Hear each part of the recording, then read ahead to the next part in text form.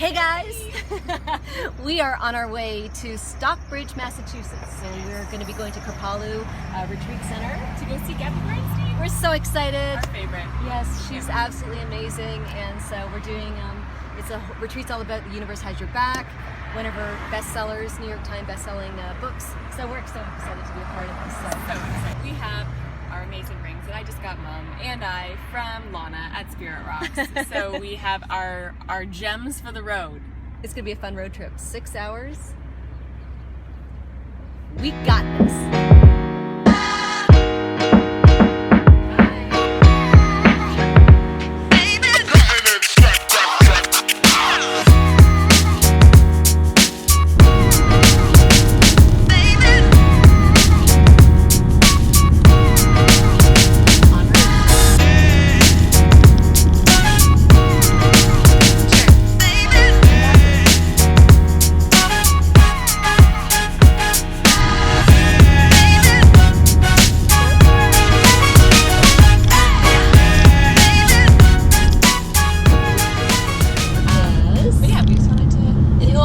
Fell asleep at the wheel. Me, I'm really tired. So, Mom, I need to have a nap. Mom, can you drive? Yeah, let me drive. And she did. She's great. We had a little rest station stop. Yes. Refueled a little bit. Had some food. Yes, and now we've been doing a couple of business meetings on the way. Yes. It's kind of a cool way to talk, and Erinn can't run away from me, and we get to talk about some juicy stuff. Yeah. About the bake shop and juicy about stuff. millionaires. There's so much stuff. No, just stuff about growth and what we're doing and where we're growing and going to. So why don't we talk about some leadership ideas? Because you have actually, you know what? I'm going to ask you this question. Go ahead. Why? What are you asking? There's a book that you told me to read, and I haven't read it yet, but I downloaded it. It's Happiness. Real Happiness at Work. Real Happiness at Work. So tell me, like, kind of, I don't know if you've read it, all of it, but there's, we're getting text already. If there's some sort of a takeaway at all from it so far, from going through the book. I'm about a third of the way through the book, and it's a great book. It's all about mindfulness in the workplace and how to bring more of a sense of calm into your everyday life. Neat. Because I think that obviously a lot of us, we spend a lot of time at work. You spend oftentimes more time at work than you do with your loved ones. So it's a really beautiful book, and it kind of shows you like different pillars as to like the happiness levels and like different areas of happiness that you can find at work. So like one of them is compassion, for example. So having compassion for your coworkers and the people that you work with and your employees and whatever that is. So like really kind of seeing their side of it and really just like loving everyone essentially. So I understand that. Yeah. Because when you have compassion, even as you try to bring it into your personal relationships, why not bring it into work? Exactly. Because when you have compassion for, employees that obviously, a lot of times they bring their problems to work, and they've had a boy problem or a girl problem or a parent problem or a death in the family or whatever, and which can be pretty significant. And you try to make them be on the up all the time, and you're expecting them to be on. Yeah. And when they're not, then we go, oh my God, in our minds, like, what's going on? Why are they doing this? Why are they, acting this way? But when you end up bringing that compassion so simple, then obviously all of a sudden my suffering has completely gone. So that equates to happiness. Right? Yes, exactly. And then another part of it is balance. So all about balancing. Balance, what is that? I don't know anything about balance. Balance? Yes, you do. You just have to take it sometimes. But no, it was about balance and about just how to actually bring that into your life a little bit more, and just setting those like healthy boundaries, right? And just making sure that, when you say like, no, I don't want this right now, or yes, I do want this right now, like let's, make everybody happy and try to like give everyone the space that they need, and that in turn gives everyone their happiness at work. Amazing. Right? So it was a very, very cool book. So I'm still kind of reading it. I brought it with me here too. So we have it on audio too, so I downloaded it on Audible. You guys don't have your audiobooks on audible.com. It's a very cool way of downloading your books, and it's so easy. It's hooked onto Amazon as well, so the login is very easy and quick. Yeah. And they have books really as soon as they are ready to buy in a paperback or hardcover. They're And available. audiobooks are so good too. I love them. Because you can just like listen to them in the car. Like we should put this on after we're done this. We will. And just like let's hurry up and stop talking. And just like listen to it while you're driving, so you can listen to it on the way to work, on the way home from work. Because oftentimes a lot of people, so many of us spend a lot of time in our cars, you know, commuting every single day. And why not use that to your advantage and actually better yourself for yourself as well as everybody else around you. I find it makes time go by so quickly too, especially if you're driving into, say, Toronto, and Toronto is, for me, it's just one of the most miserable drives because you're always stuck in traffic. Yeah. But to have, you know, an hour of learning, then I actually sometimes make the excuse to drive somewhere, so that I'm focused to have to just be in this little space and no distractions because nobody can get to me, and I can just do some audio stuff. So we tend to do a lot of it as a family, and I quite enjoy it. Yeah. And so what else, what other book did you, I want to talk to you about the Surrender Experiment. Yeah. So it's something that Ken's now read it 2 times. He's just so in love with it. Michael Singer, what a guy. I'm about 3/4 of the way through the book, and I just can't put it down. So for me, it's one of those really cool summer reads, but we were talking about maybe bringing it into the business as well as part of our book club that we're going to get our staff and encourage them, and part of for the management anyways is to have this mandate they are going to have to read 4 of these books of this list of books that we're going to be giving them. The Surrender Experiment, that was one of these books that we're recommending for all of our staff, and it's a fascinating journey of this man and how he is a self-taught Zen Buddhist. I don't think he even calls himself that, but it's from Gainesville, Florida, where this all takes place, but how he's lived his whole life surrendering to what comes to him, no matter what it is, and just take it, and he let life lead him.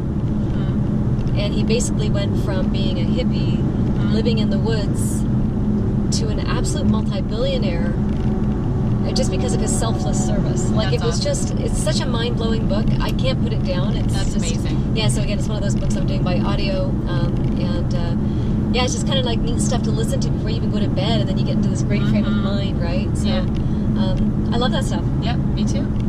What else is new that we're working on? Well, we're going to Kripalu right now. Yes. The Universe Has Your Back, which is amazing, which is one of our all-time favorite books. And so from this, we're going to be doing a blog. We're actually going to be doing a vlog as well. And we're going to talk about some of the key things that we sort of have been inspired by and how it's transformed us in some magical way from Gabby Bernstein. So we're looking forward to sharing that with all of you. So what are you guys doing today? It's Friday. Are you going to the cottage? Probably. Yeah, eating probably. Some s'mores, having some barbecues, going swimming. Right. And what do you think about this crappy weather, man? It's weird. Like, it's like hot or rain. Hot rain. Yeah. There's this like grossness. Yes. Ness going on. Finish your sentence. And I got really silly hair today, so that's what I call. So if you guys are looking at my hair and laughing at it, Erin's calling me a diva. Total diva. Oh my God. And I don't know where this curl things come from, and sometimes it's just the humidity and weird stuff. I'm pretty sure nobody notices, but I notice it. I notice it. Okay. My hair has been my nemesis my whole life. Okay. If I could be brave enough, I would shave it. I'm really scared what it would grow in like. Dear God. Ringlets everywhere. Just like a massive afro. It would be. So we're on our way again. A fun little road trip. We're just hanging out about an hour and a half away right now. Have a great weekend. Because we'll be thinking about each and every one of you. Maybe. We're going to be hanging out with Gabby, and we're driving through the Finger Lakes right now. Pretty. And it's so pretty. Oh my gosh, I'm taking some pictures. Erin's going to film it so that we can actually be showing it to you like now. It's so pretty. And we don't have air conditioning for the next 2 days. We do not. Kelly might lose it. I might. There's a good chance. There's a good chance. But hopefully not. So pretty. It's so pretty.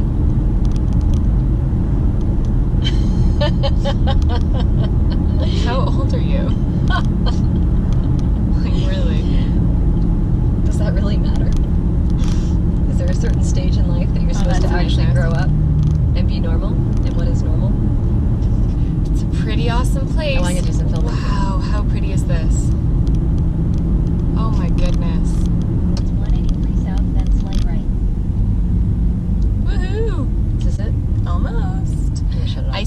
for Kripalu down there. Fresh air. Smell the air. Wow.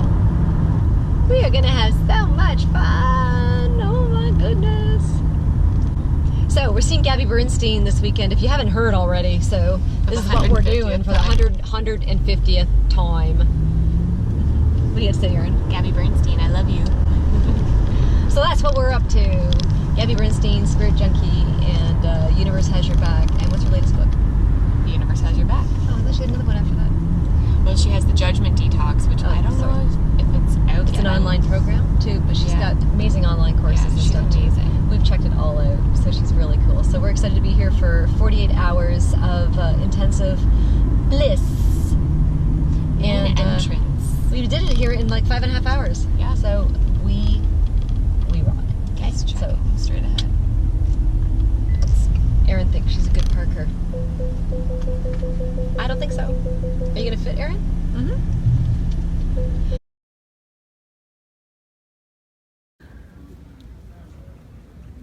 Were you just mean to me? Nope, you didn't catch that one, did you? I did. Erinn asked me why I have a flower on my tag. And I don't. And Erinn doesn't. And Erinn said, why? Because you're over 50? So we're sitting here after dinner at our Kripalu. place that we're staying. And we're overseeing this beautiful grounds.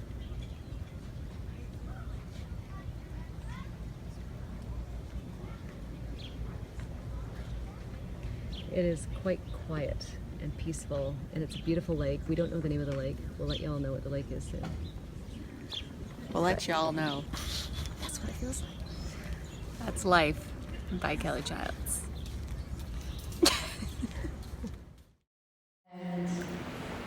It was Wayne and Chris Northrup and Louise Hay. They're all talking about the law of attraction. And I'm watching this guy, Wayne Dyer, and I'm like, oh my God, I want to be like that guy. That's what I want. That's what I want to be. And I wrote my first book, Add More Ink to Your Life, a few years later. I really, started to grow into my practice. And somehow I got a hold of Wayne's address in Maui, which I guess was pretty easy to get a hold of because he received a lot of gifts. And I sent him a copy of Add More Ink to Your Life. And within a few weeks, I get this postmarked letter from Maui. And it says, Dear Gabrielle, this is Wayne Dyer. Thank you so much for sharing your book. I believe this will be a success. Hope you bring more zing into your life. And then at the bottom of the card, on the paper that he would send notes on, it said, if you change the way you look at things, the things you look at change. Which will go down in history as his great line. When you change the way you look at things, the things you look at change. And so I just thought to myself, wow, like I have everything I could ever want. Wayne Dyer sent me a letter.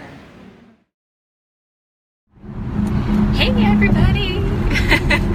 We're on our way home right now. Little road trip. We're both a little tired. We are a little tired. We look like we slept on our face the past 2 days, which we kind of did, so. And I'm going to do this talk and try not to run us off the road, right? Mom's driving. As we're doing this. Yeah, no, but we are on our way home right now from Kripalu, which is in Stockbridge, Massachusetts. So it's about just under 6 hours away from the bake shop and Burlington. And we went to go and see one of our most amazingly awesome leaders, and yes, she's just so awesome. Her name's Gabby Bernstein, and she has helped me so much in my life, and I know with Mom's life as well too, has helped her so immensely. And we just had such a great weekend, and there was just so much inspiration flowing, and it was really, really great. So we had when you're with someone like that, and it's so different to read her books and stuff, but when you're actually immersed in it for that period of time, and there's about maybe 300 people. Yeah. I didn't even actually ask. Yeah, I think about 300. So there's 300 people there, of course mostly women, like 98% women. I think there was like 4 or 5 guys. And when you're immersed in that kind of energy, in that small room, you can't help but get shifted, and because you're just surrounded by all these fairies and angels and this energy that's just this vortex that just takes you in. So we were definitely touched. She's a magical person, and I'm so grateful that, you know, she's been a part of our journey on so many levels. She's just this amazing person, and has taught me so much.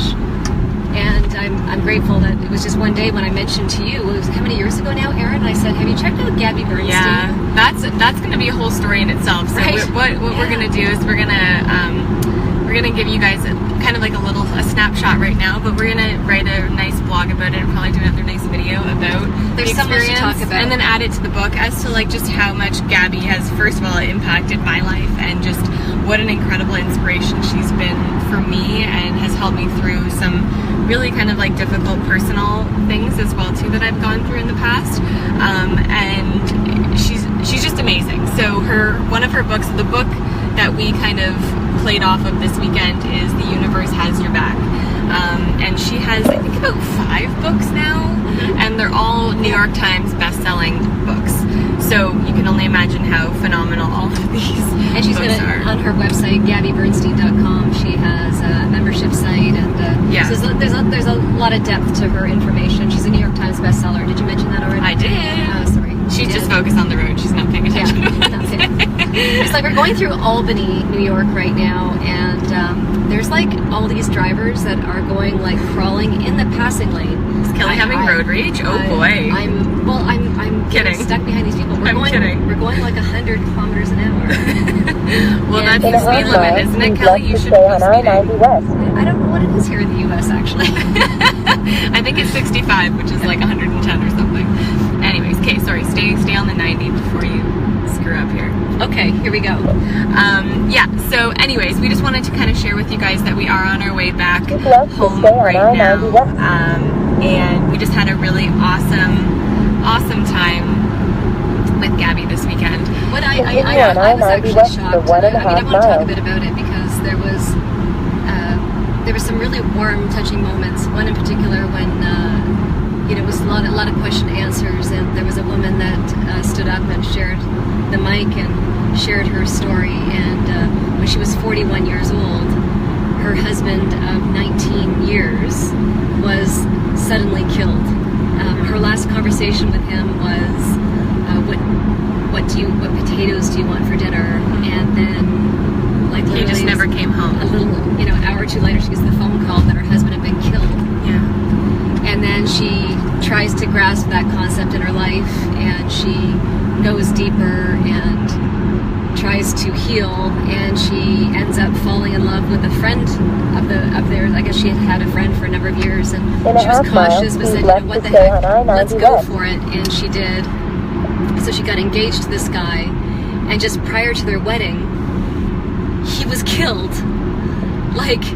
And so we're all crying and dealing with that, and it was like you can't imagine that pain and suffering of what she went through.